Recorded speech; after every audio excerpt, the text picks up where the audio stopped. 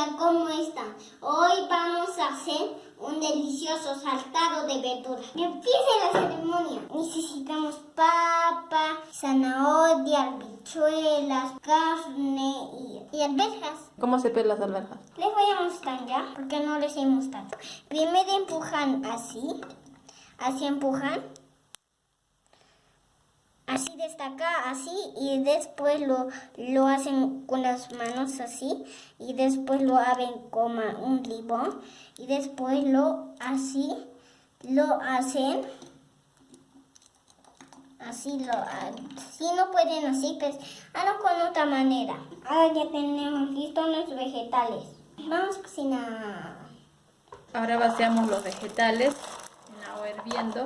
Tenemos zanahoria, picado en cuadraditos, vainitas y las alberjas. Cocinamos por unos minutos. Freímos las papas.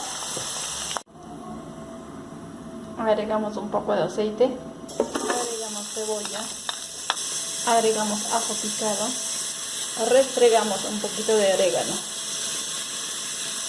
Un poquito de comino. Removemos y dejamos cocinar hasta que la cebolla y el ajo estén cocidos y doraditos. En este punto vamos a agregar la carne picada. Mezclamos muy bien.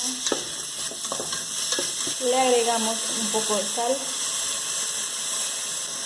Tapamos y dejamos cocinar. La carne ya está bien cocida. Ahora sí es el momento de agregar el resto de los ingredientes. Agregamos papas fritas, vegetales. Mezclamos muy bien de esta manera. Agregamos también huevo.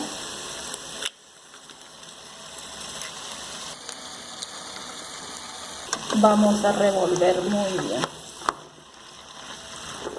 Tapamos y dejamos por unos segundos más. Volvemos a revolver. Como pueden ver, el huevo ya se cortó un poco. Ahora sí, en este punto vamos a apagar. Ahora vamos a servir. Miren cómo quedó nuestro plato. Ahora vamos a probar. Esto con vainitas.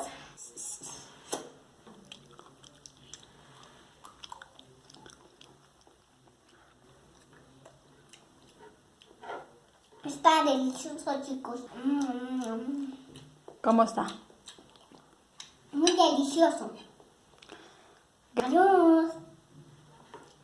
Hasta la próxima. Gracias por ver, familia, este video. Adiós.